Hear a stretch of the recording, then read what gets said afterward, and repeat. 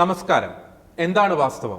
ഈ പ്രോഗ്രാമിന്റെ പുതിയ എപ്പിസോഡിലേക്ക് എല്ലാ പ്രിയപ്പെട്ട പ്രേക്ഷകർക്കും സ്വാഗതം. പ്രണയക്കെണികളെക്കുറിച്ചും തീവ്രവാദ സംഘടനകളുടെ ചതിക്കുഴികളെക്കുറിച്ചും കൃത്യമായ ബോധവൽക്കരണം നൽകുന്ന കേരള സ്റ്റോറി എന്ന സിനിമയെക്കുറിച്ച് വലിയ രീതിയിലുള്ള പ്രതിവാദങ്ങളാണ് ഈ നാളുകളിൽ കേരള സമൂഹത്തിൽ നടന്നുകൊണ്ടിരിക്കുന്നത്. ഇസ്ലാമിക് സ്റ്റേറ്റ് പോലുള്ള ഭീകര സംഘടനയുടെ ചെയ്തികളെ, അവർ കാണിക്കുന്ന ക്രൂരതകളെ, അവർ എങ്ങനെയാണ് യുവതലമുറയെ വഴിതെറ്റിക്കുന്നത്, ട്രാപ്പിലാക്കുന്നത് എന്നതിനെപ്പറ്റി കൃത്യമായ അവബോധം നൽകുന്ന ഈ കേരള സ്റ്റോറി സിനിമ എന്തുകൊണ്ടാണ് ചിലരെയൊക്കെ പൊള്ളിക്കുന്നത്? പ്രണയക്കെണികളെക്കുറിച്ച് നല്ലൊരു സന്ദേശം നൽകുന്ന ഈ ഒരു സിനിമ ഹെയ്റ്റ് സ്റ്റോറി എന്ന നിലയിലാണ് പലരും പ്രചരിപ്പിക്കുന്നത്. മണിപ്പൂരിൽ നടന്ന ദാരുണമായ സംഭവങ്ങളെ ഉയർത്തിക്കാട്ടി കേരള സ്റ്റോറി മുന്നോട്ട് വയ്ക്കുന്ന പ്രണയക്കെണികളെ കുറിച്ചുള്ള സന്ദേശത്തെ തമസ്കരിക്കുന്നവരുടെ ലക്ഷ്യമെന്ത്? കേരള സ്റ്റോറി മുന്നോട്ട് വയ്ക്കുന്ന ആ ഒരു ആശയം, ആ ഒരു സന്ദേശം, ഒപ്പം തന്നെ അതിനെതിരെ വാളോങ്ങുന്നവരുടെ ഗൂഢ ലക്ഷ്യങ്ങൾ, ഇതിന്റെയെല്ലാം വാസ്തവം തേടുകയാണ് ഇന്ന് എന്താണ് വാസ്തവം ഈ പ്രോഗ്രാമിലെ ഈ എപ്പിസോഡിൽ. ഞാൻ ജോർജി, എന്നോടൊപ്പമുള്ളത് അരുൺ ജോജി. അരുൺ ജോജി, ഈ എപ്പിസോഡിൽ ഈ ഒരു വിഷയം ചർച്ചയ്ക്ക് എടുക്കാനുള്ള പ്രധാനപ്പെട്ട ഒരു കാരണം നമുക്കറിയാവുന്നതുപോലെ ഇടുക്കി രൂപത വളരെ ഒരു ചങ്കൂറ്റത്തോടു കൂടിയുള്ള ഒരു ഡിസിഷൻ അല്ലേ, അങ്ങനെ തന്നെ നമുക്ക് വിശേഷിപ്പിക്കാൻ സാധിക്കും.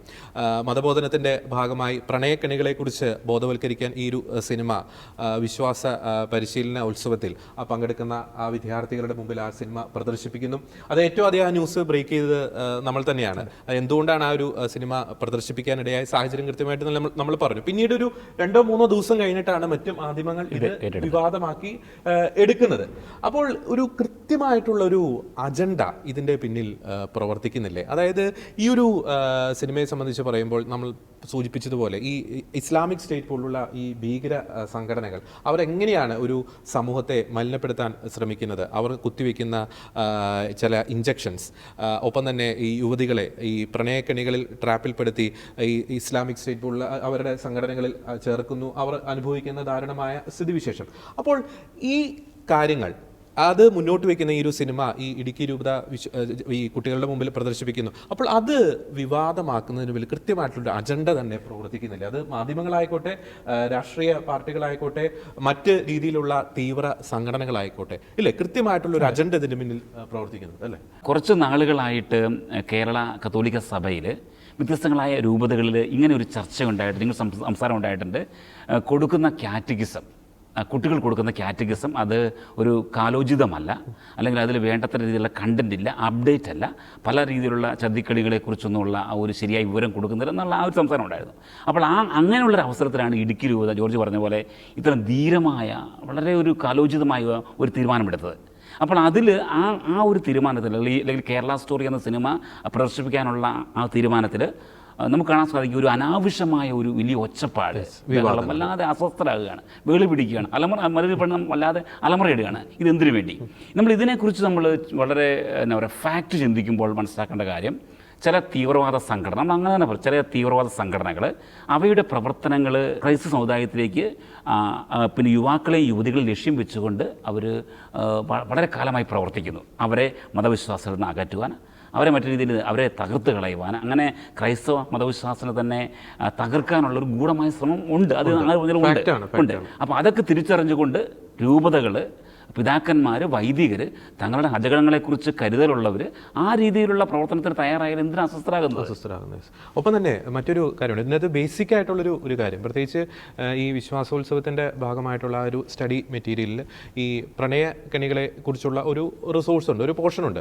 അപ്പോൾ നമുക്കറിയാം, ഈ നേരത്തെ ജോജി സൂചിപ്പിച്ചതുപോലെ ഈ വിശ്വാസ പരിശീലന മേഖലയിൽ കാലോചിതമായിട്ടുള്ള ഒരു അപ്ഡേഷൻസ് എന്നൊക്കെ പറയുമ്പോൾ നമുക്കറിയാം ഇപ്പോഴത്തെ ഒരു ന്യൂജൻ കുട്ടികളാണ്. അപ്പോൾ ഒരു കാര്യം, നമ്മളൊരു തിയററ്റിക്കൽ നോളജ് എന്നതിനേക്കാൾ എന്നതിനേക്കാൾ ഉപരി ആ ഒരു തിയറിയിൽ പഠിക്കുന്ന അല്ലെങ്കിൽ ആ ഒരു ബുക്കിൽ പഠിക്കുന്ന കാര്യങ്ങൾ ഒരു വിഷ്വലൈസ് ചെയ്ത് അല്ലെങ്കിൽ ഒരു വിഷ്വൽ മീഡിയയിൽ കൂടി പ്രസന്റ് ചെയ്യുമ്പോൾ ഇന്നത്തെ കാലത്തെ കുട്ടികൾക്ക് കൃത്യമായിട്ട് തന്നെ അവർക്ക് ആ പറയുന്ന കാര്യങ്ങളെക്കുറിച്ച് കൃത്യമായിട്ടുള്ള ഒരു അവബോധം ലഭിക്കും. അപ്പോൾ അതിൻ്റെ ഭാഗമായിട്ടാണ് ഈ പ്രണയക്കെണികളാണ് ഒരു പഠന വിഷയം. അപ്പോൾ അതിൻ്റെ ഒരു റെഫറൻസ് മാറ്ററായിട്ട് പ്രത്യേകിച്ച് ഈ കാലഘട്ടത്തിൻ്റെ വെല്ലുവിളികൾക്കനുസരിച്ച് ഈ ഒരു സിനിമ, അതായത് ഈ കാലഘട്ടത്തിൽ നടക്കുന്ന ചതിക്കുഴികളെ തുറന്നു കാട്ടുന്ന, പ്രണയക്കെണികളുമായി ബന്ധപ്പെട്ട് ചതിക്കുഴികളെ തുറന്നു കാട്ടുന്ന ഒരു സിനിമ. അപ്പോൾ ഒരു ബെസ്റ്റ് റെഫറൻസ് മെറ്റീരിയൽ ആയിട്ട് ഇടുക്കി രൂപത ആ ഒരു സിനിമയെ കാണുന്നു.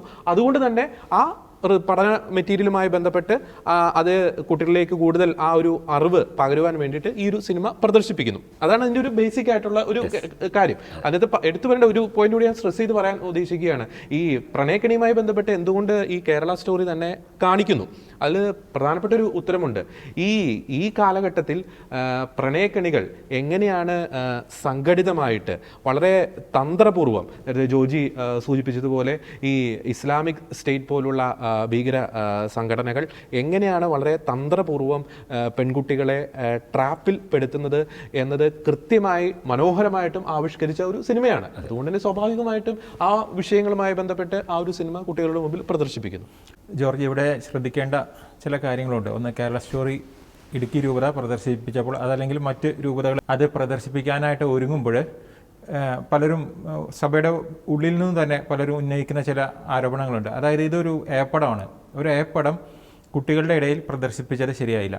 2, ഇതൊരു ഹേറ്റ് സ്റ്റോറിയാണ്. ഹേറ്റ് സ്റ്റോറി ഒരിക്കലും സ്നേഹത്തിൻ്റെ സ്റ്റോറികൾ പ്രദർശിപ്പിക്കേണ്ടടുത്ത് ഹേറ്റ് സ്റ്റോറി ഒരിക്കലും പ്രദർശിപ്പിക്കാൻ പാടില്ലായിരുന്നു. 3, ക്രൈസ്തവർ മണിപ്പൂർ സ്റ്റോറി മാത്രമാണ് കാണേണ്ടത്, മറ്റൊരു സ്റ്റോറിയും അവർ കാണേണ്ടതില്ല. ഈ ചിത്രത്തിൽ എവിടെയാണ് പ്രധാനമായിട്ടും ഇതിലെ സെക്സുമായിട്ട് ബന്ധപ്പെട്ടുള്ള മേഖലകളിലല്ല, വയലൻസുമായിട്ട് ബന്ധപ്പെട്ട മേഖലകളിലാണ് സർട്ടിഫിക്കറ്റിന് കാരണമായിട്ടുള്ള ചില വിഷ്വൽസ് വന്നിട്ടുണ്ടാകാൻ സാധ്യത. ഈ ചിത്രത്തിൽ നമുക്ക് കാണാൻ സാധിക്കും ഏതാനും സെക്കൻഡുകൾ മാത്രമാണ് വയലൻസിന് വേണ്ടിയിട്ട് അവർ മാറ്റിവെച്ചിട്ടുള്ളത്. പിന്നെ രൂപതകളിലെ പടം കാണിക്കുന്നു എന്ന് പറയുമ്പോൾ നമുക്കൊരു മറുചോദ്യം കൂടി ചോദിക്കാവുന്നതാണ്. എല്ലാ രൂപതകളിലും പാഷൻ ഓഫ് ദി ക്രൈസ്റ്റ്, ആ ചിത്രം വയലൻസ് ഒരുപാടുള്ളത് കൊണ്ട് തന്നെ അതിന് സർട്ടിഫിക്കറ്റ് കിട്ടിയിട്ടുള്ള ചിത്രമാണ്. ആ ചിത്രം കാണിക്കാത്ത ഒരു ഇടവക പോലും കേരള സഭയിലും ഉണ്ടായിരിക്കില്ല.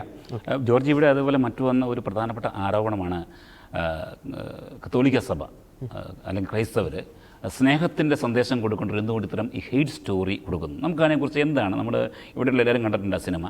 അവിടെ എവിടെയാണ് ഹെയ്റ്റ് സ്റ്റോറി ശരിക്കും? അവിടെ ഏതെങ്കിലും ഒരു സമുദായത്തോടോ അല്ലെങ്കിൽ ഏതെങ്കിലും ഒരു പ്രത്യേകമായ വിഭാഗത്തോടോ ഒരു വെറുപ്പ് സൃഷ്ടിക്കുന്ന രീതിയിലുള്ള യാതൊരു കണ്ടന്റുമില്ല. മറിച്ച് ചെറുപ്പക്കാരികളെ യുവജനങ്ങളെ ട്രാപ്പിലാക്കാൻ ശ്രമിക്കുന്ന തീവ്രവാദികളെ കുറിച്ചുള്ള ഒരു അവയർനെസ്, ഒരു മുൻകരുതൽ. നിങ്ങൾ കരുതിയിരിക്കുക ഇത്തരം അപകടങ്ങളുണ്ട്, ഇതിനെക്കുറിച്ചുള്ള ബോധവൽക്കരണം നടത്തുന്ന ഒരു കണ്ടന്റാണ് ശരിക്കും. അപ്പോൾ അത് മനസ്സിലാക്കാതെ നമ്മൾ പിന്നെ ഈ ഹെയ്റ്റ് സ്റ്റോറിയാണ് അങ്ങനെ ചെയ്യാൻ പാടില്ല, അത് തെറ്റായി പോയി, അല്ലെങ്കിൽ കുട്ടികൾ നിങ്ങൾ ഇതാണ് കാണിക്കേണ്ടത് എന്നുള്ള ഒരു ഇവിടെ കേരള സ്റ്റോറി ഹെയ്റ്റ് സ്റ്റോറി എന്ന് പറയുമ്പോൾ അത് എനിക്ക് തോന്നുന്നു കറക്റ്റായിട്ടുള്ള ഒരു നിരീക്ഷണം തന്നെയാണ്. പക്ഷേ അവിടുത്തെ ഹേറ്റ് ആരാണ് വെറുക്കപ്പെടേണ്ടത്? അത് ഇസ്ലാമിക് സ്റ്റേറ്റ് പോലെയുള്ള ചില ഭീകര സംഘടനകളാണ്. അവർ ചെയ്യുന്ന ഹേറ്റിന്റെ മൂർത്തീഭാവമാണ് ഈ കേരള സ്റ്റോറി. അത് മനസ്സിലാകുന്ന തോറും അതിനെക്കുറിച്ച് കൂടുതൽ അവയർനെസ്സും അത്തരം കാര്യങ്ങളോട് ജാഗ്രതയും, പ്രത്യേകിച്ച് പ്രണയക്കെണികൾ കേരളത്തിൽ തന്നെ സംഭവിച്ച, കേരളത്തിൽ യഥാർത്ഥത്തിൽ നടന്ന ചില സംഭവങ്ങളുടെ യാഥാർത്ഥ്യങ്ങൾ ക്രൈസ്തവ കുട്ടികൾ ഇത് മനസ്സിലാക്കുമ്പോൾ അവർക്ക് ഇത്തരം കാര്യങ്ങളെക്കുറിച്ച് ഒരു മുൻകരുതൽ. എന്തിന് നമ്മുടെ കുട്ടികളെ നശിപ്പിക്കാൻ വിട്ടുകൊടുക്കണം? എന്തിന് നമ്മൾ തീവ്രവാദികൾക്ക് അവരെ എറിഞ്ഞു കൊടുക്കണം? അതൊരു പാരൻസിൻ്റെ അല്ലെങ്കിൽ ഒരു ഉത്തരവാദിത്തമുള്ള സംവിധാനങ്ങളുടെ ഒരു ചുമതല കൂടിയാണ്. ആ ചുമതല ചെയ്യാൻ പാടില്ല എന്ന് ആരെങ്കിലും പറഞ്ഞു വന്നു കഴിഞ്ഞാൽ അവർ നമ്മുടെ കുട്ടികളോട് ചെയ്യുന്ന ദ്രോഹം. ഇവിടെ വരുന്ന മറ്റൊരു പ്രധാനപ്പെട്ട ആരോപണം, എന്തുകൊണ്ട് ചില ക്രൈസ്തവ സംഘടനകൾ ഇതിന് ഒരു നേതൃത്വം നൽകി അതിനെ ഭംഗിയായിട്ട് പ്രദർശിപ്പിക്കുന്നു, അല്ലെങ്കിൽ എന്തുകൊണ്ട് അവരിതിൽ വളരെ താല്പര്യം കാണിക്കുന്നു? കാരണം നമ്മൾ കേരളത്തിലെ നമ്മൾ കഥകളെടുത്ത് പഠിക്കുമ്പോൾ നമ്മൾ വളരെ വ്യക്തമായി മനസ്സിലാക്കാൻ സാധിക്കും, ഈ ലൗചികാത് എന്ന് വിളിക്കപ്പെടുന്ന പ്രണയക്കെണികൾ, പ്രണയച്ചതികൾ, അതായത് ചതിക്കുഴികൾ, അല്ലെങ്കിൽ മറ്റുള്ള പല രീതിയിലുള്ള നാർക്കോട്ടിക്, അങ്ങനെ മറ്റ് പല രീതിയിൽ യുവാക്കളെയും യുവതികളെയും നശിപ്പിക്കുന്ന പല രീതിയിലുള്ള പ്രവർത്തനങ്ങൾ, ഇവയുടെ പുറകിലെല്ലാം കേരളത്തിലെടുത്ത് നമ്മൾ പരിശോധിക്കുമ്പോൾ വളരെ വ്യക്തം മനസ്സിലാകും ഒരു സംഘടിതമായ ശ്രമം ഉണ്ടായിരുന്നു. ഇവൻ കുട്ടികളെ ട്രാപ്പിലാക്കുന്നതിനോ അതിനുശേഷം അവർക്ക് വേണ്ട ഇത്തരം പ്രവർത്തികൾ ചെയ്യുന്നവർക്ക് വേണ്ട നിയമോപദേശം ആയിക്കോട്ടെ, അവർക്ക് വേണ്ട സാമ്പത്തിക സഹായം ആയിക്കോട്ടെ, അവർക്ക് വേണ്ട എല്ലാ ആളും അർത്ഥവും എല്ലാം നൽകാൻ നമുക്കറിയാം. ഈയിടെ നിയോഗിക്കപ്പെട്ട പോപ്പുലർ ഫണ്ട് തുറന്നു പറയുകയാണ്, ഈ പോപ്പുലർ ഫണ്ടിൻ്റെ ശക്തമായ സ്വാധീനം അല്ലെങ്കിൽ അവരുടെ പ്രവർത്തനം ഇതിൻ്റെ എല്ലാം പുറകിലുണ്ടായിരുന്നു. ഇപ്പോൾ പലരും പറയുന്നുണ്ട് ഈ സംഘടന നിരോധിക്കപ്പെട്ടതിന് ശേഷം ഇത്തരം പ്രവർത്തനങ്ങൾ വളരെ കുറഞ്ഞത്. അപ്പോൾ അതെല്ലാം മനസ്സിലാക്കി. അപ്പോൾ അങ്ങനെ ആ രീതിയിൽ ക്രൈസ്തവ മതവിശ്വാസത്തിനെതിരെ അല്ലെങ്കിൽ യുവജനങ്ങൾക്കെതിരെ ആക്രമണം ഉണ്ടാകുമ്പോൾ അല്ലെങ്കിൽ ചതി ഉണ്ടാകുമ്പോൾ അതിനെതിരെ പ്രതികരിക്കേണ്ട സംഘടനയല്ലേ. അപ്പോൾ അത് സ്വാഭാവികമായ കാര്യങ്ങളിൽ ചെയ്യുന്നത്. തീർച്ചയായും. ഒപ്പം തന്നെ ഈ കേരള സ്റ്റോറി ഈ പ്രദർശനം ഈ തിയേറ്ററിൽ കണ്ടതിന് ശേഷം ചിലരൊക്കെ കണ്ണീരോടുകൂടി തന്ന ചില പ്രതികരണങ്ങളുണ്ട്. നമ്മൾ ഷക്കീനയും അതുമായി ബന്ധപ്പെട്ട് ആ തിയേറ്ററിലെ പ്രദർശനം കഴിഞ്ഞപ്പോൾ പല പ്രേക്ഷകരോട് നമ്മൾ അഭിപ്രായം ചോദിച്ചു. മാത്രമല്ല മറ്റ് പല മീഡിയാസും അവരെടുത്ത പല പ്രതികരണങ്ങളൊക്കെ വളരെ വൈകാരികമായിട്ട് പലരും പ്രതികരിച്ചു. അതിനകത്ത് ഞാനിപ്പോഴും ഓർത്തിരിക്കുന്ന ഒരു കാര്യമുണ്ട്. ഒരു മധ്യവയസ്കയായിട്ടുള്ള ഒരു ചേച്ചി വളരെ കണ്ണീരോടുകൂടി തന്നെ ആ ചേച്ചി ആ കേരള സ്റ്റോറി കണ്ടിറങ്ങിയതിന് ശേഷം പറയുന്നുണ്ട്, ഇതെൻ്റെ സുഹൃത്തിൻ്റെ മകൾക്ക് പറ്റിയ സംഭവമാണ്. ഈ സിനിമ നേരത്തെ അവൾ കണ്ടിരുന്നെങ്കിൽ എൻ്റെ സുഹൃത്തിൻ്റെ മകൾക്ക് ഇങ്ങനൊരു പ്രശ്നം അല്ലെങ്കിൽ ഇങ്ങനൊരു അബദ്ധത്തിൽ ഇങ്ങനൊരു കെണിയിൽ ചെന്ന് അവൾ ചാടുകയില്ലായിരുന്നു. ഇത് ഒരു ആ ചേച്ചിയുടെ മാത്രം വാക്കുകളല്ല, നിരവധി പേരാണ് കണ്ണീരോടുകൂടി പറയുന്നത്, ഇതെൻ്റെ സുഹൃത്തിന് പറ്റിയതാണ്, ഇതെൻ്റെ ബന്ധുവിന് പറ്റിയതാണ്, അല്ലെങ്കിൽ എൻ്റെ സഹോദരിക്ക് പറ്റിയതാണ്, ഇതെൻ്റെ തൊട്ട അയൽപക്കത്ത് സംഭവിച്ചതാണ്. അങ്ങനെയൊക്കെ പറയണമെങ്കിൽ അതൊന്നും ഒരു പെയ്ഡായിട്ടുള്ള ഒരു പ്രൊമോഷൻ്റെ ഭാഗമായിട്ടൊന്നുമല്ല. അവർ പറയുമ്പോൾ തന്നെ നമുക്ക് അവരുടെ വാക്കുകളിൽ ഒരു ആത്മാർത്ഥത നമുക്ക് തീർച്ചയായിട്ടും തിരിച്ചറിയാൻ സാധിക്കും. അപ്പോൾ ഇതുപോലെ 100 അനുഭവങ്ങളുണ്ട്. അത് പലപ്പോഴും ഈ ഗവൺമെൻറ്റിൻ്റെ റെക്കോർഡിക്കലി ഗവൺമെൻറ്റിൻ്റെ രേഖകളിൽ ഇല്ല എന്നൊക്കെ പറഞ്ഞ ആ ഒരു ടെക്നിക്കാലിറ്റി കാണിച്ചിട്ടാണ് പല മാധ്യമ ജഡ്ജിമാരും പല രാഷ്ട്രീയക്കാരും കണക്കെവിടെ എന്നൊക്കെ പറഞ്ഞ് ഉറഞ്ഞു തുള്ളുന്നത്. അവർ ഈ കണക്കും ചോദിച്ചിട്ടുണ്ടാവും. പലരും നമ്മുടെ കഴിഞ്ഞ ദിവസത്തെ ഡിബേറ്റിലൊക്കെ ചർച്ച ചെയ്തൊരു ഭാഗമാണ്. പല മാധ്യമങ്ങളും നമുക്കറിയാം ഈ ഇൻവെസ്റ്റിഗേറ്റീവ് ജേർണലിസത്തിനൊക്കെ പേര് കേട്ടവരാണ്. ഇതിനെപ്പറ്റി ഇത്രയധികം വിവാദം ഉണ്ടായപ്പോൾ ഒരു കേസെങ്കിലും യാഥാർത്ഥ്യമാണോ എന്ന് അന്വേഷിച്ചുകൊണ്ട് ഇവർ എന്തുകൊണ്ട് ഈ പറയുന്ന ഭവനങ്ങളിൽ അല്ലെങ്കിൽ ഈ പറയുന്ന കേസുകൾ അന്വേഷിച്ചുകൊണ്ട് ഇവർ എന്തുകൊണ്ട് പോകുന്നില്ല? ഇവർ ഈ കണക്കെവിടെ എന്നൊക്കെ ചോദിക്കുമ്പോഴും അത്യാവശ്യം നന്നായി മാധ്യമപ്രവർത്തനം നടത്തുന്ന കേരളത്തിലെ സീനിയറായിട്ടുള്ള എല്ലാ മാധ്യമപ്രവർത്തകരും വളരെ വ്യക്തമായി അറിയാവുന്ന ഒരു കാര്യമുണ്ട്. എന്താണത്? ഇതിൽ വ്യക്തമായ കണക്കുകളുണ്ട്. പലരും പെട്ടുപോകുന്നുണ്ട്. ഇപ്പോൾ ജോർജി നമ്മൾ തന്നെ എടുക്കുകയാണെങ്കിൽ, നമ്മൾ തന്നെ അനുഭവം പറയുകയാണെങ്കിൽ, ഈ കഴിഞ്ഞ വർഷങ്ങളിൽ ഈ ഷെക്കിനെ പ്രവർത്തിച്ചപ്പോൾ നമ്മൾ പല ഇടങ്ങളിൽ പോയി, എത്ര വീടുകളിൽ പോയി, അവിടെയുള്ള പേരൻസിൻ്റെ അവസ്ഥ, ഇത്തരം ദുരവസ്ഥയിൽപ്പെട്ട പേരൻസിൻ്റെ അവസ്ഥ നമ്മൾ നേരിട്ട് കണ്ടിട്ടുണ്ട്. പക്ഷേ എന്നിട്ടും ഈ രീതിയിൽ ഇൻവെസ്റ്റിഗേറ്റീവായ രീതിയിൽ ഈ ഒരു കാര്യം അന്വേഷിക്കാൻ സാധിക്കുമായിട്ട് പോലും ഇതൊന്നും ചെയ്യാത്തതിൻ്റെ പുറകിൽ വ്യക്തമായ അജണ്ടയുണ്ട്. എനിക്ക് ഓർമ്മയാണ് നമ്മുടെ ഈ കേരളത്തിലെ ഒരു പ്രമുഖ ചാനലിൽ കുറച്ച് നാളുകൾക്ക് മുമ്പ് ഇത്തരം ഒരു ചർച്ച ഉണ്ടായപ്പോൾ അന്ന് ഈ ചർച്ച ഇത്രമാത്രം ഈ രീതിയിലുള്ള ഒരു മാനം ഉണ്ടായിട്ടില്ല. അന്ന് ഒരു സ്ത്രീക്ക് ഉണ്ടായ ഒരു സംഭവം തുറന്നു പറഞ്ഞത്, ആ സ്ത്രീയെ ഈ രീതിയിലുള്ള ഒരു ചതിയിൽപ്പെടുത്തി. ആ സ്ത്രീക്ക് 2 മക്കളും ഉണ്ടായിരുന്നു. അതിനുശേഷം കുറച്ച് നാളുകൾക്ക് ശേഷം കോടതി മുറിയിൽ വെച്ച് ഈ സ്ത്രീയെ ചതിയിൽപ്പെടുത്തിയ വ്യക്തിയും ഒരു കൂട്ടം ആളുകളും വന്ന് ആ സ്ത്രീയുടെ 2 പെൺമക്കളെയും കൂടെ വിട്ടുകെട്ടണമെന്ന് ആവശ്യപ്പെട്ടുകൊണ്ട് അവരോട് നടത്തിയ പ്രകടനം.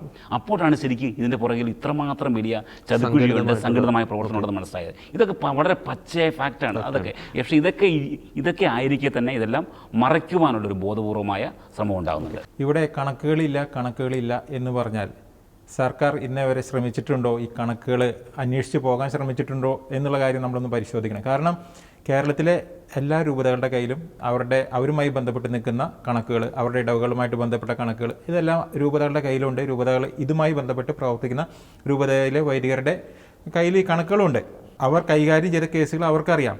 പക്ഷേ ഈ കണക്ക് പുറത്തുവിടുക അല്ലെങ്കിൽ ആ വ്യക്തിയുടെ പേരും വിവരവും പുറത്തുവിടുക എന്ന് പറയുന്നവർ അവരെ ഒന്നും കൂടിയും ആ പൊതുസമൂഹത്തിൽ ക്രൈസ്തവ പെൺകുട്ടികളെ, അവരുടെ കുടുംബത്തെ മാക്സിമം എത്രത്തോളം അവഹേളിക്കാമോ അതിനും കൂടി ഞങ്ങൾക്ക് അവരെ വിട്ടുതരിക എന്നാണ് അവർ ആ വാക്കുകൾ കൊണ്ട് അവർ പറയുന്നത്. അതല്ലെങ്കിൽ സർക്കാർ ഇനീഷ്യേറ്റീവ് എടുത്തു കഴിഞ്ഞാൽ സർക്കാരിന് ഇത് രൂപതകളുടെ കയ്യിൽ നിന്ന് വാങ്ങി അത് രഹസ്യമായിട്ട് ഈ കാര്യങ്ങൾ അന്വേഷിച്ച് വെരിഫൈ ചെയ്യാവുന്ന കാര്യങ്ങൾ മാത്രമേ ഉള്ളൂ.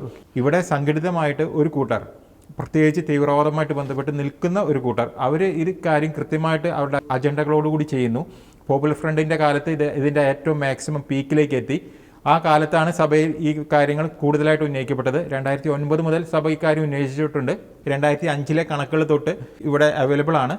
പക്ഷേ ഈ പോപ്പുലർ ഫ്രണ്ടിൻ്റെ പ്രതാപകാലത്താണ് സഭ ഇക്കാര്യം വീണ്ടും ഉന്നയിച്ചത്. അന്ന് സഭയെ അടിച്ചമർത്താൻ വേണ്ടിയിട്ട് ഇവിടുത്തെ കേരളത്തിലെ മാധ്യമങ്ങൾ, കേരളത്തിലെ രാഷ്ട്രീയക്കാർ, ഇതുമായിട്ട് ബന്ധപ്പെട്ട സംഘടനകൾ, ഇവരെല്ലാവരും കൂടി ഒന്നിച്ചു നിന്ന് സഭയ്ക്കെതിരെ പല ആരോപണങ്ങളും തെറ്റിദ്ധാരണ ജനിപ്പിക്കുന്ന രീതിയിലുള്ള പ്രചരണങ്ങൾ അഴിച്ചുവിടുകയാണ് ചെയ്തത്. ഈ രാഷ്ട്രീയക്കാരിൽ, ഈ മാധ്യമങ്ങളിൽ, ഈ പോപ്പുലർ ഫ്രണ്ട് പോലെയുള്ള സംഘടനകൾക്ക് വേണ്ടി എത്ര പേർ അവരിൽ നിന്ന് അച്ചാരം പറ്റി വാർത്തകൾ ചെയ്തിട്ടുണ്ട്, അതല്ലെങ്കിൽ പ്രസ്താവനകൾ ഇറക്കിയിട്ടുണ്ട് എന്ന കാര്യങ്ങളൊക്കെ നമ്മൾ പരിശോധിക്കേണ്ട. ഇവിടെ അരുൺ അവിടെ പറഞ്ഞാൽ മനസ്സിലാക്കണം, ഇങ്ങനെ ഇവർ ചെയ്യാൻ കാരണമുണ്ട്. കാരണം അവർക്ക് ആവശ്യമുള്ളത് ഇവർ കൊടുക്കുന്നുണ്ട്.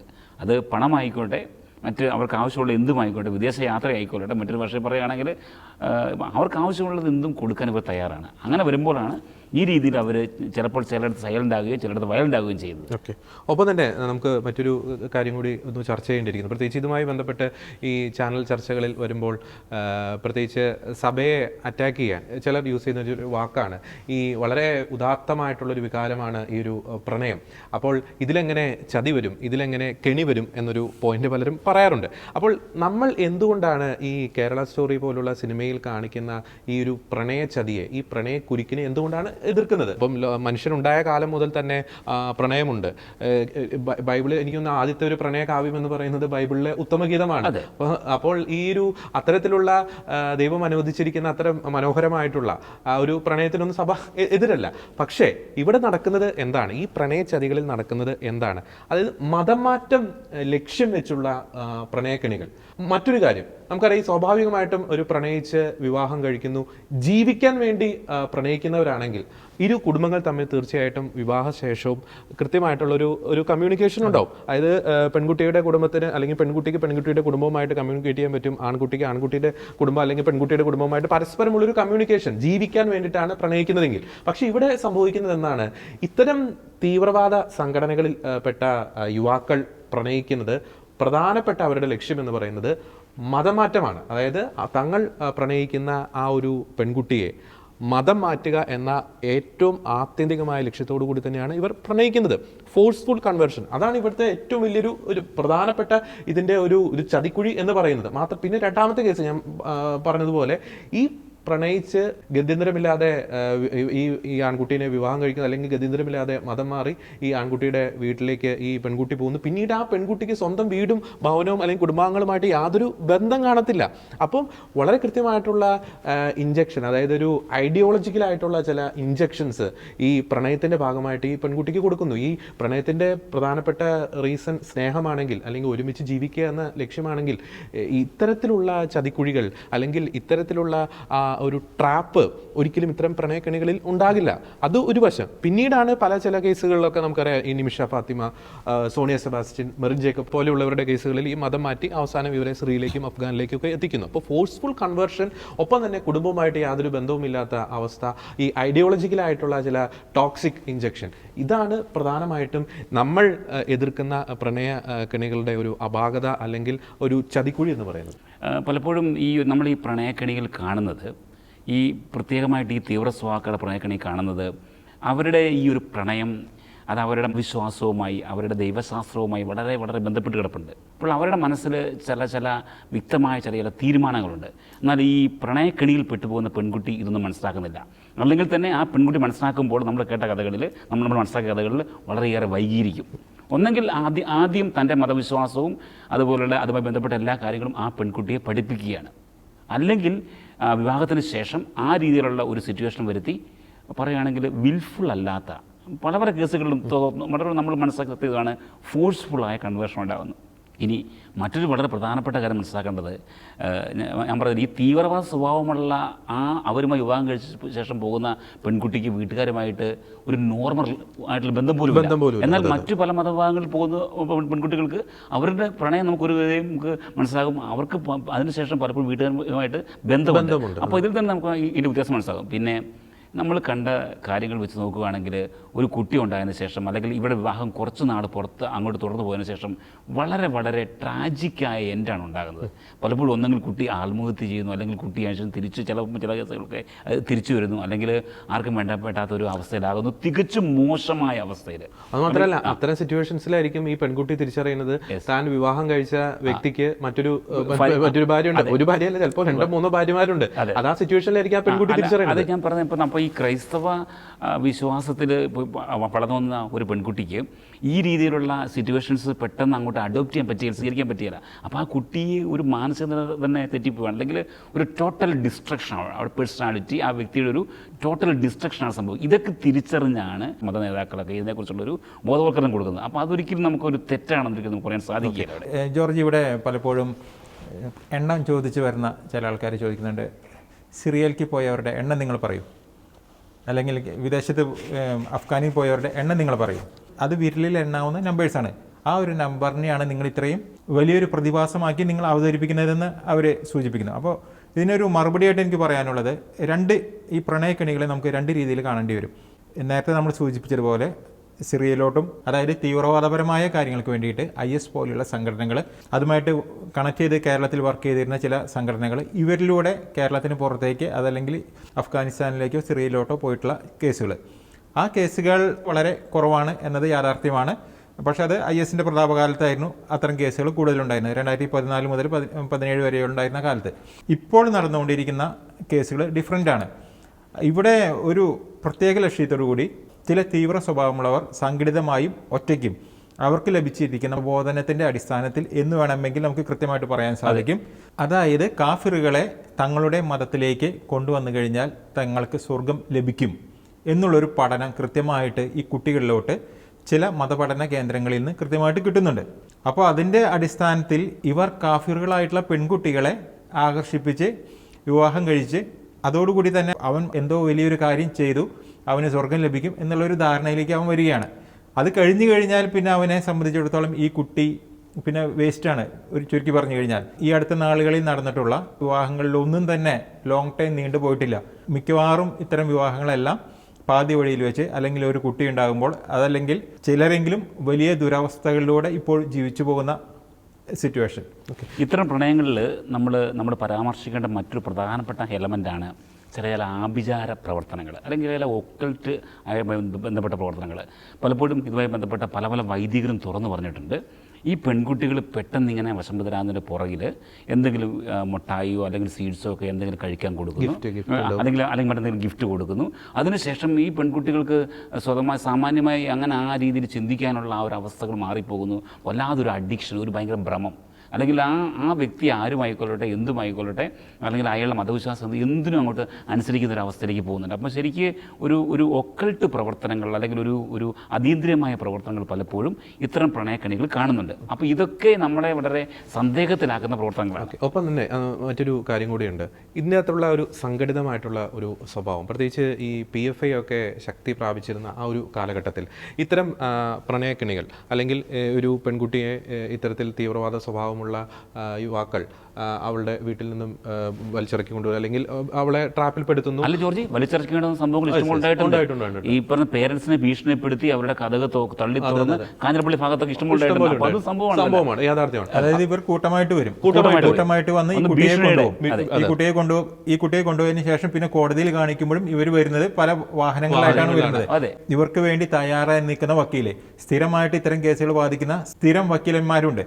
അപ്പോൾ ഇതെല്ലാം സംഘടിതമായ രൂപം. പിന്നീട് ഇവർക്ക് ഒരുമിച്ച് താമസിക്കാനായിട്ടുള്ള സൗകര്യം ഉണ്ടാക്കി കൊടുക്കുന്നു. ഇങ്ങനെ ക്രിസ്ത്യൻ പെൺകുട്ടികളെ വല വീശി പിടിച്ചു കൊണ്ടുവന്ന പല ആൺകുട്ടികൾക്കും അവർക്കൊരു ജോലിയില്ല, അവർക്കൊരു പൈസയ്ക്ക് വകയുമില്ല. പക്ഷേ അവർക്ക് വേണ്ടി കോടതിയിൽ വരുന്നവരെ കണ്ടു കഴിഞ്ഞാൽ അറിയാൻ പറ്റും. ഇതാണ് എന്തുകൊണ്ടാണ് ഇത് നമ്മൾ സംഘടിതമാണ് എന്ന് പറയുന്നതിൻ്റെ കാരണം. ഇവർക്ക് വേണ്ടി ഇറങ്ങി വരുന്ന, ഇവർക്ക് വേണ്ടി വാദിക്കുന്ന വക്കീലന്മാർ, ഇവർക്ക് വേണ്ടി വരുന്ന വാഹനങ്ങൾ, ഇവരോടൊപ്പം വരുന്ന ഇവരുടെ ഒരു കൂട്ടുകാരൻ എന്ന് പറഞ്ഞു വരുന്ന ഒരു ടീം.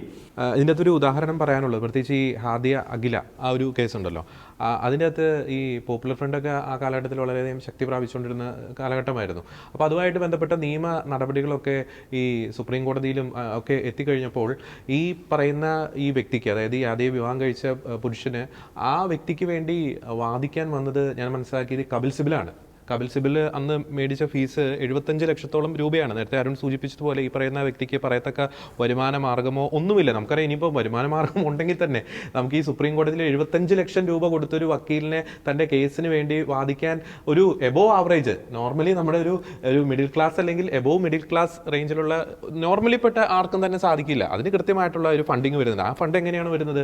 ഇത്തരത്തിലുള്ള തീവ്രവാദ പ്രവർത്തനങ്ങൾ, സമാന്തരമായിട്ടുള്ളൊരു എക്കണോമി ഇവിടെ സൃഷ്ടിക്കപ്പെട്ടു. കൃത്യമായിട്ട് തന്നെ നമ്മൾ പലപ്പോഴും അറിയാവുന്ന ഈ പലതരത്തിലുള്ള ക്രിമിനൽ പരമായിട്ടുള്ള റിയൽ എസ്റ്റേറ്റ് ഇടപാടുകൾ, സ്വർണ്ണക്കടത്തുമായി ബന്ധപ്പെട്ടുള്ള കാര്യങ്ങൾ, ഈ നാർക്കോട്ടിക്സുമായിട്ട് ബന്ധപ്പെട്ടുള്ള കാര്യങ്ങൾ. അപ്പോൾ അതിലൂടെയൊക്കെ ലഭിക്കുന്ന ഫണ്ടിങ്ങിൻ്റെ ഒരു ഭാഗം പോകുന്നത്, അന്നൊക്കെ പോയിക്കൊണ്ടിരുന്നത്, ഇപ്പോഴും പലപ്പോഴും പോയിക്കൊണ്ടിരിക്കുന്നത് തന്നെ ഇത്തരത്തിലുള്ള ഈ പ്രണയ കെണികളിൽ യുവാക്കളെ പെടുത്തി ഇത്തരത്തിലുള്ള ഒരു ഫോഴ്സ്ഫുൾ കൺവേർഷൻസ് നടത്തി അവരുടെ ജീവിതം നശിപ്പിക്കാൻ വേണ്ടി തന്നെയായിരുന്നു എന്ന് കൃത്യമായിട്ട് തന്നെ നമുക്ക് പറയാൻ സാധിക്കും. അതുകൊണ്ട് തന്നെ ഇതിൻ്റെ അകത്തൊരു സംഘടിതമായിട്ടുള്ള ഒരു കാര്യം കൂടിയുണ്ട്. ഒപ്പം തന്നെ ഇവർക്ക് പിന്നിലുള്ള അല്ലെങ്കിൽ ഇവരെ ഇതിലേക്ക് നയിക്കുന്ന ഒരു മോട്ടിവേഷൻ എന്ന് പറയുന്നത് അരുൺ സൂചിപ്പിച്ചതുപോലെ ആ ഒരു ഐഡിയോളജി, അതാണ് ഇവരുടെ മെയിൻ കോർ മോട്ടിവേഷൻ. ആ ഒരു കോർ മോട്ടിവേഷൻ എന്ന് പറയുന്നത് അത് ഈ സാമ്പത്തികമായിട്ടുള്ള നേട്ടത്തെക്കാളും വളരെ ഉന്നതമായിട്ട് നിൽക്കുന്ന കാര്യമാണ്. അതാണ് പ്രധാനപ്പെട്ട ഒരു മോട്ടിവേഷൻ. അതിനെ സപ്പോർട്ട് ചെയ്യാൻ വേണ്ടിയിട്ട് ഈ പറയുന്നത് പോലെ ഫണ്ടിങ് ഉണ്ടാകുന്നു, താമസ സൗകര്യം ഒരുക്കുന്നു, നിയമസഹായം ഒരുക്കുന്നു. നിയമത്തിൻ്റെ സഹായത്തിൻ്റെ കാര്യം പറഞ്ഞപ്പോഴാണ് ഒരു കാര്യം ഓർമ്മ വന്നത്. പ്രത്യേകിച്ച് താമരശ്ശേരി രൂപതയിലെ ഒരു വൈദികൻ ഈ പ്രണയക്കണികളിൽപ്പെട്ട പെൺകുട്ടികളെ അവർക്കൊരു പുനരധിവാസം അല്ലെങ്കിൽ കൗൺസിലിംഗ് ഒക്കെ കൊടുക്കുന്ന ഒരു വൈദികൻ പങ്കുവച്ചൊരു കാര്യം ഞാൻ ഓർക്കുകയാണ്. ഇത്തരത്തിലുള്ള കേസുകൾ വന്നപ്പോൾ ഏകദേശം 10ഓളം കേസുകളിൽ ഒത്തുതീർപ്പ് ചർച്ചകൾക്കായി മറു സൈഡിൽ നിന്ന് വന്നത് ഒരേ വക്കീൽ തന്നെയാണ് ഒത്തുതീർപ്പ് ചർച്ചകൾക്കായിട്ട് വരുന്നത്. മലബാർ സൈഡിൽ നടന്ന ഒരു യഥാർത്ഥമായിട്ട് നടന്ന ഒരു സംഭവം തന്നെയാണ്. അപ്പോൾ ഇതിനകത്ത് സംഘടിതമായിട്ടുള്ള സ്വഭാവമുണ്ട്, ഒരു ഐഡിയോളജിക്കലായിട്ടുള്ള മോട്ടിവേഷൻ ഉണ്ട്, ഫണ്ടിങ് ഉണ്ട്. അത് ആണ് ഇവിടെ എതിർക്കപ്പെടേണ്ടത്. അതായത് ഒരു പ്രണയം എന്ന് പറയുന്നത്, ആരോഗ്യകരമായിട്ടുള്ള പ്രണയം എന്ന് പറയുന്നത്, ഞാനൊരു വ്യക്തിയെ പ്രണയിക്കുകയാണെങ്കിൽ ആ വ്യക്തിയുടെ മാനസികവും ആത്മീയമായിട്ടുള്ള ഒരു വളർച്ച ലക്ഷ്യം വെക്കുന്നതായിരിക്കണം ഒരു ആരോഗ്യകരമായിട്ടുള്ള ഒരു പ്രണയം. പക്ഷേ ഇവിടെ അത് സംഭവിക്കുന്നില്ല. ശാരീരികമായിട്ട് നശിപ്പിക്കുന്നു, മാനസികമായിട്ട് തകർക്കുന്നു, ഇനി ആത്മീയമായിട്ട് തകർത്ത് തരിപ്പണമാക്കുന്ന ഒരു അവസ്ഥ. അതാണ് നമ്മൾ എതിർക്കുന്ന ഈ പ്രണയ കെണിയുടെ ഒരു ഭീകരമായിട്ടുള്ള. അപ്പോൾ ജോർജി, സത്യം ഇതായിരിക്കെ നമ്മൾ ഇത്തരം പ്രണയങ്ങളെ വളരെ പരിശുദ്ധമായ പ്രണയം, നിർമ്മലമായ പ്രണയം, പ്രണയികൾക്ക് നമ്മൾ എതിരാണ് എന്നൊക്കെ എന്തെല്ലാം രീതി പറഞ്ഞാലും നമ്മുടെ സത്യത്തിൻ്റെ ആഴങ്ങളിലേക്ക് പോകുമ്പോൾ ഇത്തരം കാര്യങ്ങൾ നമുക്കവിടെ കാണാൻ സാധിക്കും. അങ്ങനെ വരുമ്പോൾ നമുക്ക് നമ്മുടെ കുട്ടികൾക്ക് അതിനെക്കുറിച്ചുള്ള മുന്നറിയിപ്പ് കൊടുക്കേണ്ടത് നമ്മുടെ കടമ തന്നെയാണ്. ഇനി വിമർശകർ പറഞ്ഞ മറ്റു രണ്ട് കാര്യം ഇതാണ്. മണിപ്പൂർ സ്റ്റോറി എവിടെ? കേരള സ്റ്റോറിയാണോ ഈ ഒരു സൈഡ് നമ്മൾ നോക്കേണ്ടത്? അതിനെക്കുറിച്ച് വളരെ വ്യക്തമായ മറുപടിയുണ്ട്. മണിപ്പൂർ സ്റ്റോറി, മണിപ്പൂരിനെ കുറിച്ച് നമുക്ക് ചിന്തയുണ്ട്. കാരണം നമ്മൾ ഷെഹൈനെ തന്നെ എത്ര പെട്ടെന്ന് നമ്മൾ അതിനെക്കുറിച്ച് റിപ്പോർട്ട് ചെയ്യണം, നമ്മളൊരു ഫാക്ട് എടുത്തിട്ടുണ്ട്. അപ്പോൾ ഉറപ്പായിട്ടും മണിപ്പൂർ സ്റ്റോറി ഉണ്ടാകുമ്പോൾ നമ്മൾ മണിപ്പൂർ സ്റ്റോറിയെ കുറിച്ച് പറയും. കേരള സ്റ്റോറി ഉണ്ടാകുമ്പോൾ നമ്മൾ കേരള സ്റ്റോറിയെ കുറിച്ച് പറയും. അല്ലെങ്കിൽ ഒരിക്കൽ മണിപ്പൂർ സ്റ്റോറി ഉണ്ടായെന്നോർത്ത് നമ്മൾ മറ്റു പല സംഭവാസങ്ങൾ ഉണ്ടാകുമ്പോൾ അല്ലെങ്കിൽ നമ്മുടെ കുട്ടികൾ ചതുക്കുണിയിൽ പെട്ടുപോകുമ്പോൾ അന്നേരം മണിപ്പൂർ സ്റ്റോറി എന്ന് പറഞ്ഞുകൊണ്ടിരിക്കാൻ നമ്മളെ കുറിച്ച് സാധിക്കില്ല. അതിൻ്റെ ഒരു പോയിന്റ് കൂടി ഞാൻ പറയാൻ ആഗ്രഹിക്കുകയാണ്. പലപ്പോഴും ഈ ഇസ്ലാമിക തീവ്രവാദം അല്ലെങ്കിൽ ഈ പറയുന്ന പോലെ ഇസ്ലാമിക് സ്റ്റേറ്റ് പോലുള്ള ഭീകരവാദം അല്ലെങ്കിൽ അവരെ നയിക്കുന്ന തീവ്രവാദ ആശയങ്ങൾ ഈ പ്രതിരോധത്തിലാകുന്ന ചില സന്ദർഭങ്ങളുണ്ട്. പ്രത്യേകിച്ച് കേരള സ്റ്റോറി സിനിമയുടെ റിലീസുമായി ബന്ധപ്പെട്ട് അവർ പ്രതിരോധത്തിലായി. അപ്പോൾ അവരുടെ ഒരു രക്ഷകരായിട്ട് അത് വളരെ ദൗർഭാഗ്യകരം എന്ന് തന്നെ വിശേഷിപ്പിക്കേണ്ടി. ദൗർഭാഗ്യകരം. ക്രൈസ്തവ സമൂഹത്തിൽ നിന്ന് ചിലർ ഉയർന്നു വരാറുണ്ട്. സ്ഥിരം ചില കഥാപാത്രങ്ങൾ, സ്ഥിരം മുഖങ്ങളാണ് അവർ. അത് വളരെ ദൗർഭാഗ്യകരമായിട്ടുള്ള കാര്യം തന്നെ. നേരത്തെ ജോജി പറഞ്ഞതുപോലെ കേരളത്തിലെ ക്രൈസ്തവർക്ക് മണിപ്പൂർ വിഷയത്തിലും ശക്തമായിട്ട് പ്രതികരിക്കാൻ അറിയാം, കേരള സ്റ്റോറി വിഷയത്തിലും പ്രതികരിക്കാൻ അറിയാം. പക്ഷേ ഇക്കൂട്ടരുടെ വിചാരം എന്ന് പറയുന്നത് ഇസ്ലാമിക തീവ്രവാദം അല്ലെങ്കിൽ അത്തരക്കാർ ഉയർത്തുന്ന കെണികൾക്കെതിരെ ക്രൈസ്തവർ മിണ്ടരുത്, മിണ്ടിക്കഴിഞ്ഞാൽ അവർ സംഘികളാണ്. അതേസമയം ഈ പറയുന്നത് പോലെ മണിപ്പൂർ വിഷയത്തെക്കുറിച്ച് അല്ലെങ്കിൽ അത്തരത്തിലുള്ള വിഷയങ്ങളെക്കുറിച്ച് മാത്രം ക്രൈസ്തവർ ചർച്ച ചെയ്താൽ മതി. അങ്ങോട്ട് നോക്കൂ, ഇങ്ങോട്ട് നോക്കരുത്. അത് കൃത്യമായിട്ടുള്ളൊരു അജണ്ട അല്ലെങ്കിൽ ചിലരുടെയൊക്കെയോ കയ്യിലെ പാവകളായ ചട്ടുകങ്ങളായിട്ട് ഈ കൂട്ടർ പ്രവർത്തിക്കുന്നു എന്ന് തന്നെ നാം സംശയിക്കണം. ജോർജ്, ഞാൻ പറഞ്ഞ ഈ പടം മണിപ്പൂരിലേക്ക് നോക്കാൻ പറഞ്ഞത് എന്തുകൊണ്ട് നൈജീരിയയിലേക്ക് നോക്കുന്നില്ല, അല്ലെങ്കിൽ അവർ എന്തുകൊണ്ട് ഹർമയിലേക്ക് നോക്കുന്നില്ല, അല്ലെങ്കിൽ മറ്റു പല രാജ്യങ്ങളിൽ ക്രിസ്ത്യാനികൾ പീഡിപ്പിക്കപ്പെടുന്നില്ലേ? അങ്ങോട്ടൊന്നും നോക്കാതെ നമ്മൾ ഈ മണിപ്പൂരിലേക്ക് തന്നെ നോക്കണം. കേരളത്തിന് പുറത്തേക്ക് നോക്കുകയാണെങ്കിൽ നമ്മൾ എല്ലായിടങ്ങളിലേക്കും നോക്കണം. പലയിടങ്ങളിലും ക്രിസ്ത്യാനികൾ വളരെ ക്രൂരമായി പീഡിപ്പിക്കപ്പെടുന്നുണ്ട്. അപ്പോൾ അവിടുത്തെ കാര്യങ്ങളെക്കുറിച്ച് അവിടെയൊക്കെ നമുക്ക് കാണാൻ സാധിക്കും. അവിടെ അതിൻ്റെ എല്ലാം പുറകിൽ ഇസ്ലാമിക തീവ്രവാദം തന്നെയാണ്. ഈ കേരളത്തിലെ ക്രൈസ്തവർ മണിപ്പൂർ സ്റ്റോറിയെക്കുറിച്ച് മാത്രമേ പറയാൻ പാടുള്ളൂ എന്ന് പറയുന്നവരോട് ചോദിക്കാനുള്ളൊരു ചോദ്യമുണ്ട്.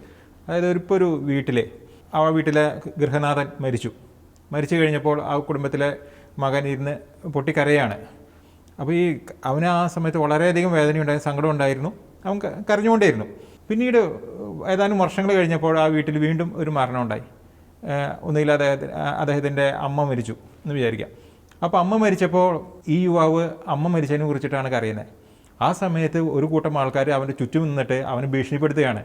നീ അമ്മ മരിച്ചതിനെ കുറിച്ച് കരയരുത്, നീ നിൻ്റെ 2 കൊല്ലം മുമ്പ് മരിച്ച അപ്പനെ കുറിച്ച് അപ്പൻ്റെ പേര് പറഞ്ഞ് കരയേ, അതല്ലാതെ അമ്മയുടെ പേര് മിണ്ടിപ്പോകരുത് എന്ന് പറയുന്ന ഒരു ശൈലിയാണ് ഇപ്പോൾ കേരളത്തിലെ മാധ്യമങ്ങളും ചില വ്യക്തികളും. മണിപ്പൂർ സ്റ്റോറിയെക്കുറിച്ച് മാത്രമേ പറയാൻ പാടൂ. മണിപ്പൂർ സ്റ്റോറി അപ്പം മരിച്ചതിൽ വിഷമമുണ്ട്, ആ വിഷയത്തിൽ ഞങ്ങൾക്ക് വിഷമമുണ്ട്, അല്ലെങ്കിൽ ആ വ്യക്തികൾക്ക് വിഷമമുണ്ട്.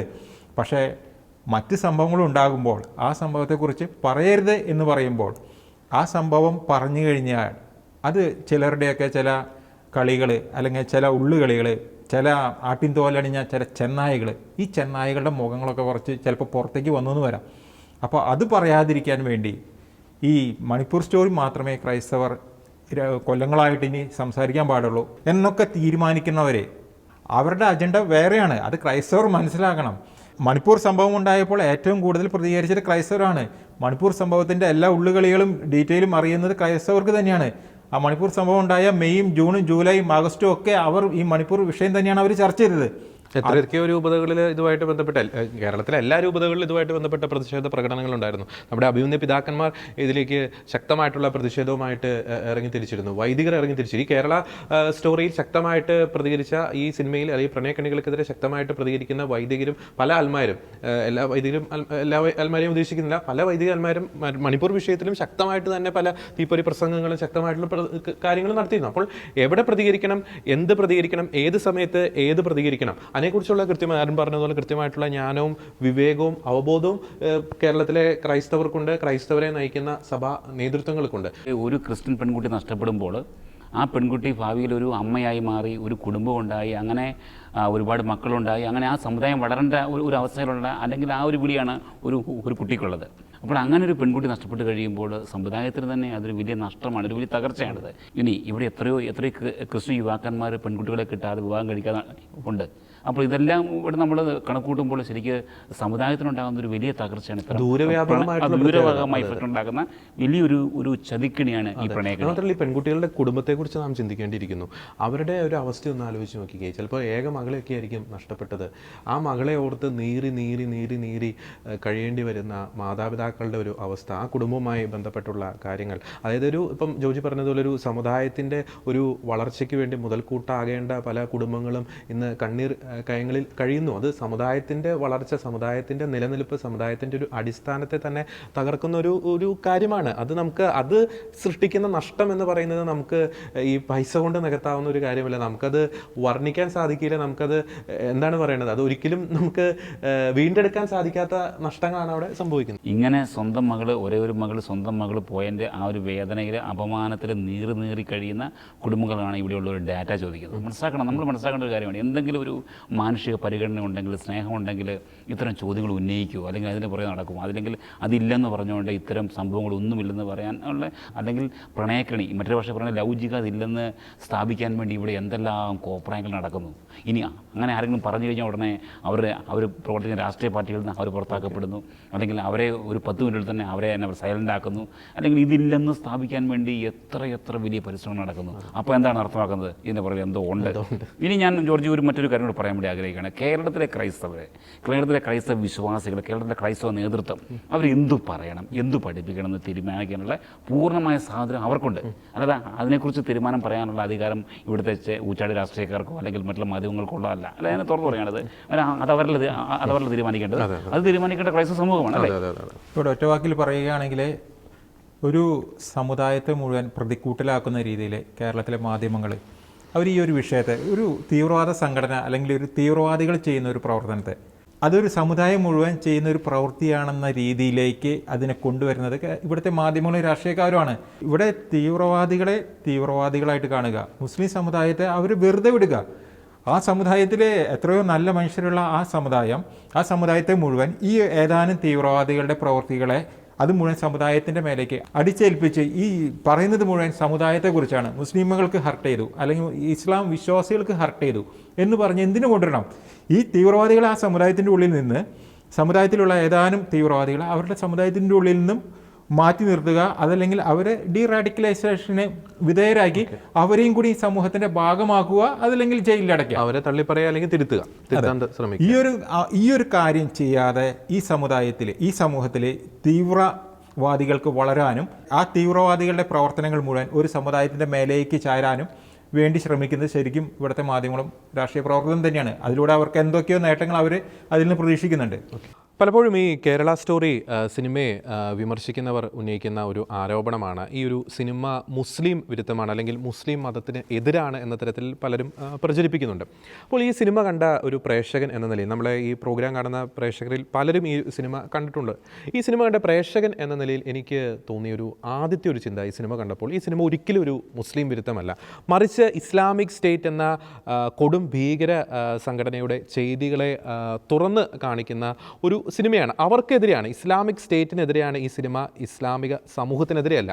അതുകൊണ്ട് ഈ സിനിമ കാണാത്ത പ്രേക്ഷകർക്കായി ഈ സിനിമയുടെ ഒരു നട്ഷൽ ഒന്ന് വിവരിക്കുന്നത് നല്ലതായിരിക്കുമെന്ന് എനിക്ക് തോന്നുന്നു. അതായത് 3 കേന്ദ്ര കഥാപാത്രങ്ങളിലൂടെയാണ് ഈ സിനിമ മുന്നോട്ട് പോകുന്നത്. ഒന്ന് ശാലിനി ഉണ്ണികൃഷ്ണൻ എന്ന് പറയുന്ന ഒരു ഹിന്ദു പെൺകുട്ടി, പിന്നീട് ഗീതാഞ്ജലി എന്ന് പറയുന്ന മറ്റൊരു ഹിന്ദു പെൺകുട്ടി, ഒപ്പം തന്നെ നിമ മാത്യൂസ് എന്ന് പറയുന്ന ക്രിസ്ത്യൻ പെൺകുട്ടി. അപ്പോൾ ഈ 3 പേരും തങ്ങളുടെ പഠനത്തിനായിട്ട് വടക്കൻ കേരളത്തിലെ ഒരു കോളേജിൽ എത്തുന്നു. അവർ ഹോസ്റ്റലിലാണ് താമസിക്കുന്നത്. ആ ഹോസ്റ്റലിൽ അവരുടെ റൂംമേറ്റായിട്ട് ഒരു ഇസ്ലാമിക് സ്റ്റേറ്റിൻ്റെ ഏജൻ്റായിട്ട് പ്രവർത്തിക്കുന്ന ഒരു പെൺകുട്ടി എത്തുന്നു. ആ പെൺകുട്ടിയെ സംബന്ധിച്ചിടത്തോളം ആ പെൺകുട്ടിക്ക് ആ ലോക്കൽ ഏരിയയുമായിട്ടൊരു കണക്ഷനുള്ള പെൺകുട്ടിയാണെന്നാണ് ആ പെൺകുട്ടി ആ സിനിമയിൽ അവകാശപ്പെടുന്നത്. പിന്നീട് സംഭവിക്കുന്നത് നമ്മുടെ കണ്ണ് തുറപ്പിക്കുന്ന ചില യാഥാർത്ഥ്യങ്ങളാണ് അവരുടെ ജീവിതത്തിൽ സംഭവിക്കുന്നത്. അപ്പോൾ ഈ പെൺകുട്ടികളെ, ഈ ശാലിനി ഉണ്ണികൃഷ്ണൻ, ഗീതാഞ്ജലി, നിമ മാത്യൂസ്, ഈ 3 പെൺകുട്ടികളെയും ട്രാപ്പിൽ പെടുത്താൻ വേണ്ടി ഈ ഇസ്ലാമിക് സ്റ്റേറ്റിൻ്റെ ഏജൻറ്റുമാരായി പ്രവർത്തിക്കുന്ന യുവാക്കളുമായിട്ട് ഇവരെ കണക്ട് ചെയ്യുന്നത്, അല്ലെങ്കിൽ ഇവരെ ബന്ധിപ്പിക്കാൻ ശ്രമിക്കുന്നത് ഈ പറയുന്ന ഇസ്ലാമിക് സ്റ്റേറ്റിൻ്റെ ഏജൻ്റായിട്ട് പ്രവർത്തിക്കുന്ന പെൺകുട്ടിയാണ്. ആ സിനിമയിൽ വളരെ മനോഹരമായിട്ട്, അല്ലെങ്കിൽ കൃത്യമായിട്ട് തന്നെ അത് അവതരിപ്പിച്ചിട്ടുണ്ട്. നമുക്ക് തോന്നും ഒരു യാദൃശ്ചികമായിട്ടുള്ള കണ്ടുമുട്ടലാണ് ഈ പെൺകുട്ടികളെ പ്രണയക്കണിയിൽ പെടുത്തിയ ഈ യുവാക്കളുമായിട്ട് ഇവർ നടത്തിയത്. പക്ഷേ അതിന് മുന്നിൽ കൃത്യമായിട്ടുള്ളൊരു പ്ലാനിംഗ് ഉണ്ട്. ഈ പെൺകുട്ടി തന്നെയാണ് അവരെ ഒരു ഔട്ടിങ്ങിന് പോകാൻ വേണ്ടി ക്ഷണിക്കുന്നു. ആ ഔട്ടിങ്ങിൻ്റെ ഭാഗമായിട്ട് അവർ ഒരു കാറിൽ യാത്ര ചെയ്യുന്നു. അതെല്ലാം ഈ പെൺകുട്ടിയാണ്. ഇവരെ ട്രാപ്പിൽ പെടുത്താൻ ഇസ്ലാമിക് സ്റ്റേറ്റിൻ്റെ ഏജൻ്റായിട്ട് പ്രവർത്തിക്കുന്ന പെൺകുട്ടിയാണ് ഇതൊക്കെ ഒരുക്കുന്നത്. ആ കാറിൽ ഇവരെ ട്രാപ്പിൽ പെടുത്താൻ ശ്രമിക്കുന്ന യുവാക്കളുണ്ടായിരുന്നു. അവിടെ വെച്ചാണ് ഈ ശാലിനി ഉണ്ണികൃഷ്ണനും ഗീതാഞ്ജലിയും നിമ മാത്യൂസും ഒക്കെ ഈ യുവാക്കളുമായിട്ട് പരിചയപ്പെടുന്നത്. അപ്പോൾ അവരുടെ ആ ഒരു കരിസ്മ, അവരുടെ ആ ഒരു പേഴ്സണാലിറ്റി, അവരുടെ ആ ഒരു വ്യക്തിത്വത്തിൽ ഇവർ വീണു പോകുന്നു. ഇനി മറ്റൊരു പ്രധാനപ്പെട്ടൊരു കാര്യം കൂടിയുണ്ട്. ഇവർ തമ്മിൽ നടക്കുന്ന ഇവരുടെ ഹോസ്റ്റൽ റൂമുകളിൽ അല്ലെങ്കിൽ ക്ലാസ് റൂമിൽ ഇവർ ഭക്ഷണം കഴിക്കുമ്പോൾ നടക്കുന്ന ചില ടോക്കുകളിൽ, സംസാരത്തിൽ ഇസ്ലാമിക് സ്റ്റേറ്റിൻ്റെ ഏജൻ്റായിട്ട് പ്രവർത്തിക്കുന്ന ഈ പെൺകുട്ടികൾ, അതായത് ശാലിനി ഉണ്ണികൃഷ്ണൻ്റെയും ഗീതാഞ്ജലിയുടെയും നിമ മാത്യൂസിൻ്റെയും ഒക്കെ മതവിശ്വാസത്തെ ചോദ്യം ചെയ്യുന്ന ചില ഡയലോഗുകളുണ്ട്. ഒപ്പം തന്നെ ഇസ്ലാമിക് സ്റ്റേറ്റിൻ്റെ ഏജൻ്റായി പ്രവർത്തിക്കുന്ന ആ പെൺകുട്ടി അവരുടെ മതവിശ്വാസത്തിൻ്റെ ഒരു മഹത്വം, അല്ലെങ്കിൽ ആ മഹനീയതയൊക്കെ വർണ്ണിക്കുന്ന ചില രംഗങ്ങളുണ്ട്. അപ്പോൾ അവിടെ സംഭവിക്കുന്ന ഒരു കാര്യമുണ്ട്. കൃത്യമായിട്ടൊരു സ്പിരിച്വൽ ബേസ് ഇല്ലാത്ത പെൺകുട്ടികൾക്ക് മനസ്സിൻ്റെ ഉള്ളിൽ ചില സംശയങ്ങളൊക്കെ തോന്നി തുടങ്ങും തങ്ങളുടെ സ്പിരിച്വൽ, തങ്ങളുടെ റിലീജിയസ് ബിലീഫ്സിനെ കുറിച്ച്. അങ്ങനെ ഈ ശാലിനി ഉണ്ണികൃഷ്ണനും ഈ ഗീതാഞ്ജലിയും ഒക്കെ ഈ പറയുന്ന ഒരു ഐഡിയോളജിയിലേക്ക് പോകുന്നു. ഗ്രാജ്വലി ഇവരെ ട്രാപ്പിൽപ്പെടുത്തുന്ന യുവാക്കളുമായിട്ട് ഇവർ അടുക്കുന്നു. പിന്നീട് ഇവരെ അതിലേക്ക് നയിക്കുന്ന, ഈ ട്രാപ്പിൽ പെടുത്താൻ ഇവരെ നയിക്കുന്ന ഒരു ബുദ്ധികേന്ദ്രമുണ്ട്, ഇസ്ലാമിക് സ്റ്റേറ്റ് ബുദ്ധികേന്ദ്രം. അവർ കൃത്യമായി പറയുന്നത് ഈ പെൺകുട്ടികളെ പ്രഗ്നൻ്റ് ആക്കണം. പ്രഗ്നൻ്റ് ആക്കി കഴിഞ്ഞാൽ കൃത്യമായിട്ട് അറിയാം പെൺകുട്ടികൾ ട്രാപ്പിൽ പെട്ടു, പിന്നെ വേറൊരു വഴിയില്ല. അങ്ങനെ ശാലിനി ഉണ്ണികൃഷ്ണൻ പ്രഗ്നൻ്റ് ആവുന്നു. പ്രഗ്നൻ്റ് ആയതിനു ശേഷം ഈ പറയുന്ന പ്രഗ്നൻ്റ് ആക്കിയ യുവാവ് അവിടെ നിന്നും കടന്നു കളയുന്നു. ഇനി ഇസ്ലാമിക് സ്റ്റേറ്റിൻ്റെ ബുദ്ധികേന്ദ്രമായിട്ടുള്ള ആ വ്യക്തിയുടെ അടുത്തേക്കൊക്കെ ഈ ഏജൻ്റായിട്ട് പ്രവർത്തിക്കുന്ന പെൺകുട്ടി ശാലിനി ഉണ്ണികൃഷ്ണൻ ഗീതാഞ്ജലിയൊക്കെ എത്തിച്ചിരുന്നു. അപ്പോൾ അവർ പറയുന്നു ആ ചെറുക്കൻ പൊക്കോട്ടെ, മറ്റൊരു യുവാവുമായിട്ട് ഇതിൻ്റെ വിവാഹം നടത്തിത്തരാം. അങ്ങനെ ആ യുവാവുമായിട്ട് ഈ ശാലിനി ഉണ്ണികൃഷ്ണൻ വിവാഹം കഴിക്കുന്നു. ആ യുവാവ് പിന്നെ ഈ ശാലിനി ഉണ്ണികൃഷ്ണനെ ഈ ശ്രീലങ്ക വഴി ശ്രീയിലേക്കും അഫ്ഗാനിസ്ഥാനിലേക്കും ഒക്കെ എടുത്തുന്നു. അപ്പോൾ ഇവർ തമ്മിലുള്ള ഈ ബന്ധത്തിനിടയിൽ ഈ കൃത്യമായിട്ട് ചില ഡ്രഗ്സിൻ്റെയൊക്കെ യൂസേജ് അതൊക്കെ നമുക്ക് കാണാൻ സാധിക്കും. പിന്നീട് ഗീതാഞ്ജലിക്ക് എന്താണ് സംഭവിച്ചത്? ഗീതാഞ്ജലിയുടെ ചില പ്രൈവറ്റ് ഫോട്ടോസ്, അതായത് ഇവർ തമ്മിലുള്ള ബന്ധത്തിനിടയിൽ എടുത്ത ചില പ്രൈവറ്റ് ഫോട്ടോസ് കാട്ടി ഗീതാഞ്ജലിയെ ഭീഷണിപ്പെടുത്തുന്നു. അത് ഈ പറയുന്ന യുവാവ് നെറ്റിലിടുന്നു. അതിൽ മനം നൊന്ത ഗീതാഞ്ജലി ആത്മഹത്യ ചെയ്യുന്നു. നിമ മാത്യൂസിന് എന്താണ് സംഭവിച്ചത്? നിമ മാത്യൂസിൻ്റെ കുടിക്കുന്ന ജ്യൂസിൽ മയക്കുമരുന്ന് കലർത്തി നിമ മാത്യൂസിനെ റേപ്പ് ചെയ്യുന്നു. അപ്പോൾ എങ്ങനെയാണ് ഒരു പ്രണയത്തെ ദുരുപയോഗം ചെയ്ത് പെൺകുട്ടികളെ നശിപ്പിക്കുന്നത്, ഇസ്ലാമിക് സ്റ്റേറ്റ് നശിപ്പിച്ചത് എന്നതിനെ പറ്റിയുള്ള കൃത്യമായിട്ടുള്ള ഒരു അവബോധമാണ് നൽകുന്നത്. മറ്റൊരു കാര്യം കൂടിയുണ്ട്. ഞാൻ അതിനിടയിൽ പല സംഭവങ്ങളും നടന്നിട്ടുണ്ട്, ഞാൻ വളരെ ബ്രീഫായിട്ട് പറഞ്ഞെന്നുള്ളൂ. ഈ സിനിമയുടെ ഏറ്റവും ഒടുവിൽ ഈ കഥാപാത്രങ്ങൾ, അതായത് ശാലിനി ഉണ്ണികൃഷ്ണൻ, നിമ മാത്യൂസ്, ഒപ്പം തന്നെ ഗീതാഞ്ജലി, അത് റിയൽ ലൈഫിൽ നടന്ന, അല്ലെങ്കിൽ റിയൽ ലൈഫിൽ ആ എക്സ്പീരിയൻസിലൂടെ കടന്നുപോയ വ്യക്തികളുടെ അനുഭവം കൂടി ഈ സിനിമയുടെ അവസാനം പറയുന്നുണ്ട്. അതായത് റിയൽ ലൈഫിൽ ഗീതാഞ്ജലി എന്ന കഥാപാത്രത്തെ റെപ്രസെൻ്റ് ചെയ്ത, ഗീതാഞ്ജലി ആത്മഹത്യ ചെയ്തു, ആ പെൺകുട്ടിയെ നഷ്ടപ്പെട്ട മാതാപിതാക്കളുടെ കഥനകഥ, ഒപ്പം തന്നെ സിനിമയിൽ നിമ മാത്യൂസിന് കടന്നുപോയ സമാനമായിട്ടുള്ള അനുഭവത്തിലൂടെ കടന്നു പോകേണ്ടി വരുന്ന പെൺകുട്ടി, റിയൽ ലൈഫിലുള്ള ആ ഒരു പെൺകുട്ടിയുടെ അനുഭവ കഥ ഒക്കെ പറയുന്നുണ്ട്. അപ്പോൾ നമുക്കറിയാം നിമിഷ ഫാത്തിമയുടെ ഒക്കെ കേസ് നമുക്കറിയാം, ശ്രീലങ്ക വഴിയാണ് അവർ ശ്രീയിലും അഫ്ഗാനിലും ഒക്കെ എത്തിപ്പെട്ടത്. ഒപ്പം ഈ ജ്യൂസിൽ ഈ മയക്കുമരുന്ന് കലർത്തി പീഡിപ്പിക്കുന്ന പല സംഭവങ്ങളും നമ്മൾ കണ്ടിട്ടുണ്ട്. പ്രത്യേകിച്ച് വർഷങ്ങൾക്ക് മുമ്പ് കോഴിക്കോട് സരോവരം പാർക്കിൽ ഒരു ക്രിസ്ത്യൻ പെൺകുട്ടിയാണ് ഇത്തരത്തിലുള്ള തീവ്രവാദ ശക്തികൾ നശിപ്പിക്കാൻ ശ്രമിച്ചത്. അപ്പോൾ എങ്ങനെയാണ് ഒരു ഇസ്ലാമിക ഭീകര സംഘടനയുടെ ചെയ്തികളെ തുറന്നു കാണിക്കുന്നതാണ്. ഒരു തരത്തിലും ഇതൊരു ഇസ്ലാം മതത്തെ കുറ്റപ്പെടുത്തുന്ന ഒരു സിനിമയല്ല എന്നത് വ്യക്തമായിട്ടുള്ള കാര്യമാണ്. ഒരു പ്രേക്ഷകൻ എന്നതിൽ എനിക്ക് വ്യക്തവും കൃത്യമായിട്ട് തന്നെ പറയാൻ സാധിക്കും. ഇത്തരത്തിലുള്ള തീവ്രവാദ ശക്തികൾ അത് ഇസ്ലാം സമൂഹത്തിന് തന്നെ ഒരു അപമാനം തന്നെയാണ്. നല്ലവരായിട്ടുള്ള അനേകം മുസ്ലിം മത വിശ്വാസികളുണ്ട്, അവർക്ക് തന്നെ ഒരു അപമാനം സൃഷ്ടിക്കുന്നതാണ് ഇത്തരത്തിലുള്ള IS പോലുള്ള തീവ്രവാദ സംഘടനകൾ, PFI പോലുള്ള തീവ്രവാദ സംഘടനകൾ. അപ്പോൾ അവരെ തിരുത്തുവാൻ അല്ലെങ്കിൽ അവരെ തള്ളുവാൻ പൊതുസമൂഹം തയ്യാറാകേണ്ടിയിരിക്കുന്നു. ഒപ്പം തന്നെ ഈ പ്രണയക്കണിയെ കുറിച്ചുള്ള ബോധവൽക്കരണം, അതിൻ്റെ ഒരു തീവ്രത, അതിൻ്റെ ഒരു ഗ്രൗണ്ട് റിയാലിറ്റി ഇവിടുത്തെ രാഷ്ട്രീയക്കാരും മാധ്യമങ്ങളും ആ പ്രീണന കണ്ണടയൊക്കെ ഒന്ന് മാറ്റിവെച്ച് ഒന്ന് മനസ്സിലാക്കിയിരുന്നെങ്കിൽ എത്രയോ കുടുംബങ്ങൾ രക്ഷപ്പെടുമായിരുന്നു. തീർച്ചയായിട്ടും ഒരു കാര്യം കൂടി വളരെ ഉറച്ച ശബ്ദത്തോടു കൂടി തന്നെ പറയാൻ ആഗ്രഹിക്കുകയാണ്. എന്ത് പഠിപ്പിക്കണം, എന്തിനെക്കുറിച്ച് ബോധവൽക്കരിക്കണം എന്നതിനെപ്പറ്റി കൃത്യമായിട്ടുള്ള വിവേകവും ജ്ഞാനവും ഇവിടുത്തെ ക്രൈസ്തവ സഭാ നേതൃത്വത്തിനുണ്ട്. അത് പഠിപ്പിക്കേണ്ടത് മാധ്യമങ്ങളല്ല, ഇവിടുത്തെ രാഷ്ട്രീയക്കാരല്ല. തീർച്ചയായും കേരള സ്റ്റോറി സിനിമ മുന്നോട്ട് വയ്ക്കുന്ന ആ മഹത്തായ ആ ഒരു ആശയം, പ്രണയക്കെണികൾക്കെതിരെയുള്ള ആശയം, ആ ആശയത്തെ ഉയർത്തിപ്പിടിച്ചുകൊണ്ട് ആ ആശയത്തിന് എല്ലാ പിന്തുണയും പ്രഖ്യാപിക്കുന്നു. എന്താണ് വാസ്തവം, ഈ ഒരു എപ്പിസോഡ് ഇവിടെ കൺക്ലൂഡ് ചെയ്യുന്നു. എല്ലാ പ്രിയ പ്രേക്ഷകർക്കും ഒരിക്കൽ കൂടി നന്ദി.